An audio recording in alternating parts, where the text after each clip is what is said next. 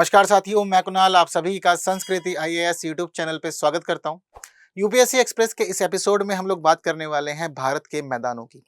दरअसल भारत के अंदर जो मैदानों की स्थिति है, हम लोग देखते हैं कि तीन अलग अलग क्षेत्रों में पाई जाती है। एक तरफ होता है भारत का उत्तरी मैदान। ये हम जो ग्रीन वाला एरिया देख रहे हैं, इसको उत्तर भारत का मैदान कहा जाता है, जो जनरली तीन अलग अलग नदियों के रूप में भी जाना जाता है। कैसे? ये जो उत्तर भारत का मैदान है, इसको हम लोग जानते हैं सिंधु, गंगा और ब्रह्मपुत्र के मैदान के रूप में भी, क्योंकि ये तीन ही प्रमुख नदियां हैं जिन नदियों के बीच में ये पूरा का पूरा क्षेत्र बटा हुआ है। ये तो बात हुई हमारे उत्तर भारत के मैदान की, लेकिन हमारे दक्षिण भारत में ही मैदान है। तो दक्षिण भारत का जो मैदान है वह हमें यहाँ देखने को मिलते हैं। ये है हमारे दक्षिण भारत के मैदान वाली स्थिति। तो एक हमारा जो ये पश्चिमी क्षेत्र है, यहाँ पर भी हमें देखने को मिलता है एक मैदान, और ये जो हमारा पूर्वी क्षेत्र है तट वाला, यहाँ भी हमें एक मैदान देखने को मिलता है। तो टोटल अगर हम लोग पूरी स्थिति को समझते हैं तो मैदान जो है जनरली हमारे पास में दो हैं अलग अलग। एक तरफ उत्तरी भारत का मैदान, दूसरी तरफ दक्षिण भारत का मैदान। हालांकि दक्षिण भारत का जो मैदान है वह हमें पूर्वी तट और पश्चिमी तट दोनों ही तरफ देखने को मिल जाता है। सबसे पहले बात करते हैं हम लोग उत्तर भारत के मैदान की। आपको क्लियर कर दिया मैंने, तीन नदियों से मिलकर बना हुआ है ये, सिंधु, गंगा और ब्रह्मपुत्र। तो इसी वजह से इसको ना सिंधु, गंगा और ब्रह्मपुत्र के मैदान भी कहते हैं। अब जनरली क्या होता है, इसका हम जो डिवीजन देखते हैं वह कुछ इस प्रकार का होता है।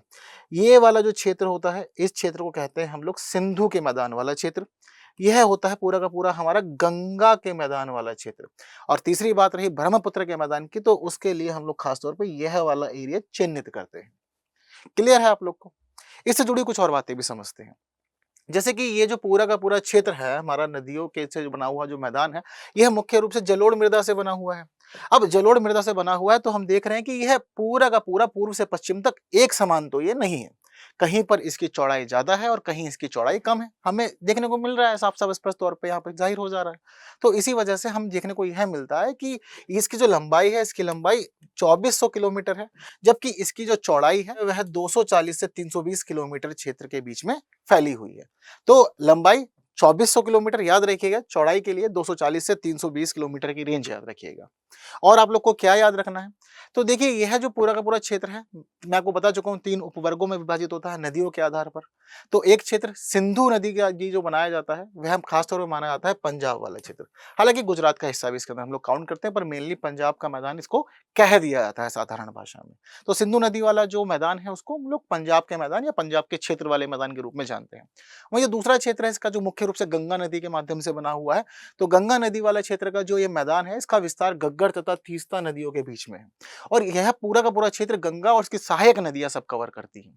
और एक बड़ा रेंज भी है, बड़ा क्षेत्र भी आता है। इस क्षेत्र में आने वाले राज्यों की अगर हम लोग बात करें तो पता लगता है कि गंगा का मैदान में शामिल है हरियाणा, दिल्ली, उत्तर प्रदेश, बिहार, झारखंड और पश्चिम बंगाल तक का क्षेत्र। तो ये प्रमुख राज्य हैं जो पूरी तरह से गंगा के मैदान वाले क्षेत्र में शामिल होते हैं। वहीं तीसरा हो गया ब्रह्मपुत्र के मैदान वाला क्षेत्र। तो देखिए ब्रह्मपुत्र का मैदान जो है ये हमारा पूर्वोत्तर भारत का मैदान, इसको हम लोग एक प्रकार से कह सकते हैं। मतलब उत्तर भारत में है लेकिन मुख्य रूप से पूर्वोत्तर वाला क्षेत्र इसमें शामिल किया जाता है। तो ब्रह्मपुत्र का जो मैदान है इसके अंदर मुख्य राज्य जो है वह असम माना जाता है। तो इस प्रकार से हम लोगों ने डिवाइड किया इसको तीन अलग अलग नदियों के साथ साथ तीन अलग अलग क्षेत्रों में। सबसे पहले सिंधु, तो सिंधु के लिए क्षेत्र जो माना जाता है इसको पंजाब का मैदान कह देते हैं। गंगा के मैदान का जो विस्तार है गग्गर से तीस्ता के बीच में, और प्रमुख राज्य ब्रह्मपुत्र के लिए असम वाला क्षेत्र। चीजें क्लियर? बढ़िया, आगे बढ़ते हैं। अब हम लोग समझते हैं कि भारत के तटीय मैदानों के बारे में, यानी कि जो हमारा दक्षिण भारत का मैदान है उसकी क्या स्थिति है। तो देखिए जो हमारा दक्षिण भारत का मैदान है यह एक प्रकार की संकीर्ण पट्टियां हैं। जैसे हम लोगों ने उत्तर भारत के मैदान में देखा ना कि क्षेत्र जो है वह काफी बड़े क्षेत्र, बड़े रूप में विस्तृत है। यहाँ पर लंबाई भी अच्छी खासी है, चौड़ाई भी अच्छी खासी है, देखने को मिल रहा है। लेकिन जो हमारा दक्षिण भारत का मैदान है, यहाँ पर हमें इस प्रकार की स्थिति देखने को नहीं मिलेगी। यहाँ हमें देखने को मिलेगी पट्टियां। एक पतली पट्टी हमें यहाँ देखने को मिल जाएगी, वहीं एक पतली पट्टी हमें इस प्रकार से यहाँ देखने को मिल जाएगी। हालांकि ये पूरी तरह से कनेक्टेड है ना। इसको अलग अलग क्यों बता रहा हूं मैं, क्योंकि एक पूर्वी क्षेत्र के लिए है, एक पश्चिमी क्षेत्र के लिए, पर ये पूरी की पूरी कनेक्टेड है इस प्रकार से। तो जब ये कनेक्टेड है तो उसके लिए क्या कहते हैं कि ये पूरी की पूरी पट्टी जो है इसका विस्तार पश्चिम में अरब सागर से लेकर पूर्व में बंगाल की खाड़ी तक है। एग्जैक्टली है ही। अब हम लोग बात करें इसके पश्चिमी क्षेत्र की, तो जो इसका पश्चिमी तट वाला या जो पश्चिमी मैदान है यह दक्षिण भारत का, यह मुख्य रूप से पड़ता है दो क्षेत्रों के बीच में या दो अलग अलग भौगोलिक स्थितियों के बीच में। कैसे? यह जो हमारा पश्चिम वाला तट है इस पश्चिमी तट के पूर्वी हिस्सा जो है उसको हम लोग कहते हैं पश्चिमी घाट, और इसका जो पश्चिमी हिस्सा है वो है अरब सागर। तो अरब सागर और पश्चिमी घाट के बीच का जो क्षेत्र है ये हमारा पश्चिमी तट या दक्षिणी पश्चिम मैदान यह कहलाता है, दक्षिण भारत का पश्चिमी मैदान। वहीं ठीक इसी प्रकार की स्थिति हम लोग पूर्वी क्षेत्र में भी देखते हैं। तो यहाँ हमें देखने को मिलेगा पूर्वी घाट और बंगाल की खाड़ी, उसके बीच की एक पतली सी पट्टी मैदान के रूप में, यह वाला क्षेत्र हमारा हो जाएगा दक्षिण भारत के अंदर पूर्वी क्षेत्र का मैदान। चीजें क्लियर है, और यह इस प्रकार से पूरा का पूरा आपस में कनेक्टेड भी है। इतना क्लियर आपको? ठीक, इतनी ही बात नहीं है। जो यह हमारा दक्षिण भारत के अंदर पश्चिमी हिस्सा है, इस मैदान को कई अलग-अलग भागों में विभाजित किया जाता है।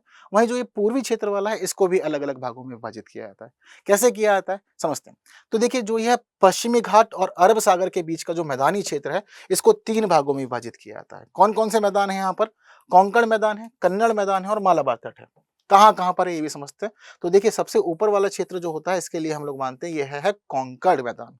उसके बाद का जो क्षेत्र होता है, इसको हम लोग मानते हैं कन्नड़ मैदान, और इसके बाद अंत में हम लोग देखते हैं कि जो मालाबार तट वाला क्षेत्र है, ये इसको तीसरा मैदानी हिस्सा माना जाता है इस पूरे क्षेत्र का। वहीं अगर हम लोग बात करें हमारी इस वाली तरफ की, यानी कि दक्षिण भारत के अंदर जो हमारा पूर्वी क्षेत्र है, तो देखिए यहाँ पर हमें 2 देखने को मिलते हैं मैदान, व्यापक रूप से जो विस्तृत है। यहाँ का जो उत्तरी क्षेत्र है उसको कहते हैं उत्तरी सरकार, वहीं जो इसका दक्षिणी क्षेत्र है इसको कहते हैं कोरोमंडल तट। ये यहाँ पर विस्तृत 2 अलग-अलग मैदान के भाग हैं। चीजें क्लियर? तो उत्तर भारत की क्या स्थिति और उत्तर भारत का जो मैदान है उसका विभाजन किस प्रकार से होता है? मुख्य रूप से नदियों के से जुड़ा हुआ है। वहीं दक्षिण भारत की क्या स्थिति है, कैसे इसका विभाजन होता है, ये भी आप लोग समझ गए। बहुत बेसिक बेसिक सी चीजें हैं, लेकिन जनरली लोगों को पता ये सब चीजें नहीं होती हैं। मामला क्लियर है? तो आज की वीडियो में हम लोग इतनी ही बातें करते हैं। उम्मीद करता हूँ कि ये थोड़ी-थोड़ी महत्वपूर्ण बातें जो हैं आप लोग के लिए लाभदायक रहेंगी और आपको आने वाले समय में एग्जाम में भी बहुत अधिक मदद पहुँचाएँगी। तो आज की वीडियो में इतनी ही बात, बाकी बातें हम लोग करेंगे यूपीएससी एक्सप्रेस के नए एपिसोड में, लेकिन तब तक के लिए दीजिए मुझे विदा। Thank you so much.